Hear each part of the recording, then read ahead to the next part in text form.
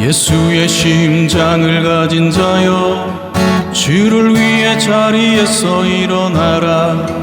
죽어가는 영혼들의 신음소리 점점 크게 들려온다. 아멘. 오늘 하루도 변함없이 말씀과 동행하시면서 행복하고 강건한 하루 누리시기를 축복합니다. 이 말씀 통해서 영생으로 가는 유일한 길이 되시는 예수님에 대해서 함께 묵상해 보기를 원합니다. 이 본문은 예수님은 매우 분명하고도 단호한 말씀을 하시죠. 21절을 보시면 내가 간다. 내가 가리니 너희가 나를 찾다가 너희 죄 가운데 죽을 것이다. 이렇게 말씀합니다. 내가 가는 곳에는 너희가 오지 못할 것이다. 24절에도 보면 비슷한 내용으로 반복해서 말씀합니다. 너희가 만일 내가 그인 줄 믿지 아니하면 너희 죄 가운데서 죽으리라. 이렇게 말씀합니다. 여기서 우리가 주목할 부분이 있죠. 21절에 말하는 이 죄는 한 가지를 가리킵니다. 그러니까 단수로 기록이 되어 있고 24절에는 이 죄가 복수로 여러 가지를 의미하는 그런 단어로 쓰입니다. 결국 여기에 차이가 있다는 거죠. 그 21절의 이 죄는 궁극적인 죄를 가리킵니다. 어떤 죄입니까? 예수 그리스도를 거부하는 가장 어쩌면 심각한 죄를 가리키죠. 하나를 가리킨다는 겁니다. 그런데 24절의 이 죄, 복수로 기록되어 있는데 예수 그리스도를 거부하는 이 죄로 말미암아서 삶 속에서 수없이 맺혀지는, 자행되어지는 그런 죄악들을 가리킨다는 겁니다. 그래서 다시 말해서 예수를 믿지 않는 것이 가장 근본적인 죄라는 거죠. 그러므로 이 두 구절을 연결해 보면 분명한 결론이 나옵니다. 예수 그리스도를 거부하는 이 죄는 결국 어디에 이르게 되는가? 영원한 사망에 이르게 된다는 거죠. 근데 반대로 말하면 예수님을 믿고 영접하는 자에게는 영생이 주어진다는 말씀입니다. 예수님이 지금 이렇게 나는 간다. 너희는 죄 가운데 죽을 것이다. 너희들은 내가 가는 곳에 결코 오지 못할 것이다. 유대인들을 향해서 예수님이 협박하고 계시는 것이 아니죠. 주님은 자신이 유일한 하나님의 아들이시고 유일한 구원의 길이시고 유일한 영생의 길이라는 사실을 증언하고 계시는 겁니다. 그런데 유대인들은 이 말씀을 전혀 이해하지 못하죠. 22절 말씀을 보면 예수님의 이 말씀을 듣고 유대인들이 반응을 이렇게 합니다. 그가 가는 곳에 우리가 오지 못할 것이다. 이런저런 말씀을 하시는 걸 보면서 그가 자결하려는가 이렇게 말씀을 그들이 주님의 말씀에 그렇게 반응하는 것을 보입니다. 그가 자결하려는가 이 말은 주님의 말씀에 대한 비웃음, 조롱이 섞인 그런 말입니다. 안타까운 표현이죠. 하늘의 말씀을 듣고도 땅의 생각으로 반응하는 어리석은 인생들의 모습을 그대로 반영해 줍니다. 위에서 나신 분의 말씀을 세상에 속한 기준으로 판단하고 있는 그런 모습을 우리가 발견할 수 있습니다. 그 영적인 눈이 닫혀 있으니까 빛이 눈앞에 있어도 바로 눈앞에 있어도 그 빛을 보지 못한다는 것입니다. 그래서 그들은 주님께 이렇게 묻죠. 당신이 도대체 누굽니까? 이렇게 묻습니다. 25절에 보면 내가 누구냐? 이렇게 묻죠. 그때 예수님은 말씀합니다. 내가 처음부터 너희에게 말하지 아니하였느냐? 이렇게 말씀하시죠. 주님은 이미 계속해서 자신이 누구인가를 계시해 오셨습니다. 계시가 부족해서 이들이 깨닫지 못하는 것일까요?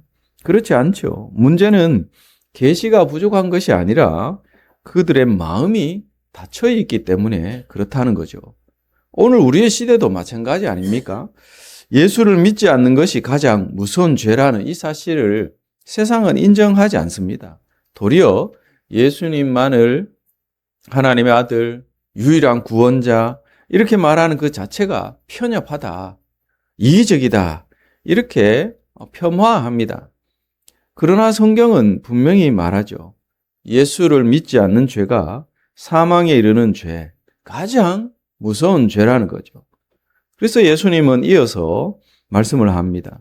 너희가 인자를 둔 후에야 내가 그인 줄 알 것이다.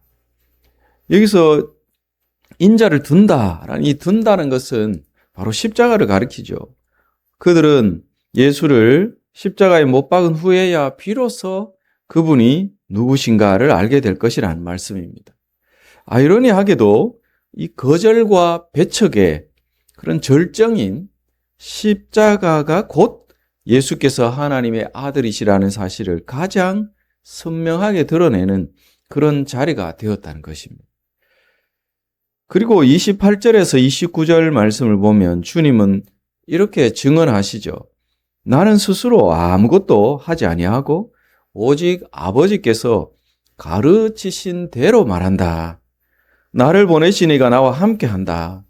내가 항상 그가 기뻐하시는 일을 행함으로 나를 혼자 두지 아니하셨다. 이렇게 증언합니다. 이 말씀 속에 우리는 예수 그리스도의 내면의 세계를 볼 수 있는 거죠. 예수님은 자기 자신의 뜻을 이루기 위해서 사신 분이 결코 아니십니다. 오직 아버지의 뜻을 이루기 위해서 사셨고 자기 계획, 자기 목적을 위해서 사신 분이 아니라 하나님의 계획, 하나님의 목적을 위해서 자기 영광이 아닌 하나님의 영광만을 위해서 자기 만족이 아닌 하나님의 기쁨만을 위해서 삶을 불태우셨습니다. 그 길이 바로 십자가의 길이었죠. 그러나 그 길이 곧 영생의 길, 유일한 영생의 길, 구원의 길이 되었다는 것입니다. 이렇게 예수님과의 유대인들 사이의 논쟁이 이렇게 쭉 이어지지만 근데 놀라운 것은 그런 과정 속에서도 30절을 여러분 마지막으로 한번 보십시오.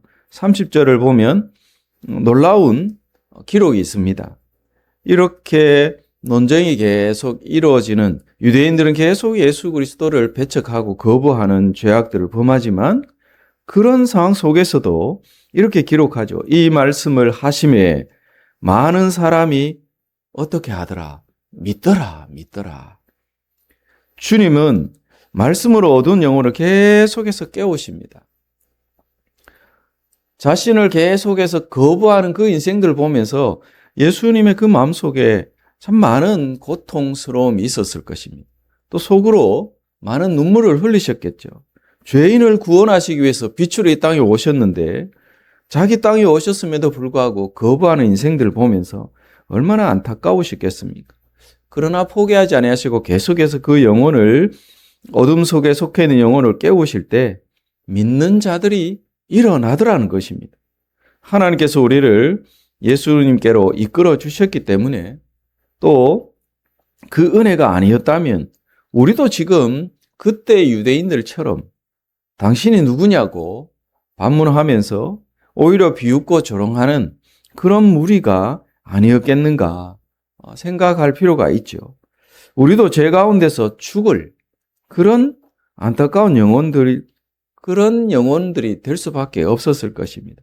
그러나 주님은 끝까지 말씀으로 포기하지 아니하시고 영혼들을 일깨워 주셨고 하나님의 그 놀라우신 이끄심의 은혜, 부르심과 선택하심의 은혜가 있었기에 이 자리에 저와 여러분이 있는 줄로 믿습니다.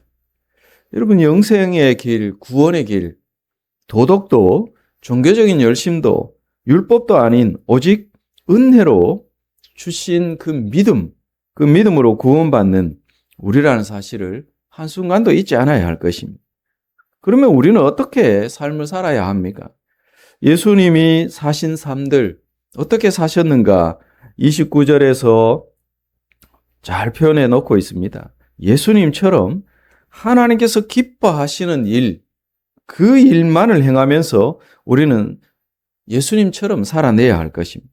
우리 스스로 무엇인가를 행하려 하지 않고 오직 하나님의 말씀에 순종하면서 보내신 자리에서 하나님의 뜻을 이루는 그런 삶, 하나님이 기대하시는, 기뻐하시는 삶, 저와 여러분이 살아낼 수 있기를 축복합니다. 지금도 수많은 영혼들이 예수님을 거부하면서 믿지 않는 죄 가운데 머물러 있다는 사실을 우리는 기억할 필요가 있죠. 그들을 우리가 어떻게 봐야 합니까? 정죄의 눈으로 보지 않아야 할 것입니다. 오히려 그들을 포기하지 않고 눈물 흘리면서 끊임없이 하나님 나라의 복음을 전하신 예수님처럼 우리도 그 주님의 눈으로 그 영혼들을 바라보면서 그들을 가슴에 품고 영생으로 가는 유일한 길, 예수 그리스도를 전하는 삶을 살아내야 할 것입니다. 오늘 하루도 하나님이 기뻐하시는 일을 행하시면서 예수 그리스도와 함께 하나님과 동행하면서 영생의 소망을 붙들고 함께 하나님 나라를 위해서 살아내시는 복된 저와 성도들 모두가 되시기를 예수 그리스도의 이름으로 축원드립니다. 아멘. 함께 기도합니다. 거룩하신 주님, 오늘 하루의 삶도 우리를 죄악 가운데서 구원해 주신 유일한 영생의 길, 구원의 길이 되시는 예수 그리스도를 찬양하고 감사하는 삶을 살게 하시고 우리를 이끌어 주신 하나님의 그 놀라우신 은혜에 감사를 찬양과 또 우리의 삶으로 그렇게 나타내며 하나님의 영광을 위해서 오늘 하루도 살아낼 수 있도록 도와주시되 예수님처럼 예수님이 그렇게 삶을 사신 것처럼 스스로 아무것도 하지 아니하시고 오직 하나님께서 기뻐하시는 일을 행하면서 삶을 불태우신 것처럼 오늘 하루 우리도 예수님처럼 그렇게 하루의 삶을 살아내게 하여 주옵소서. 믿사오며 감사드리며 예수님의 이름으로 기도드립니다. 아멘.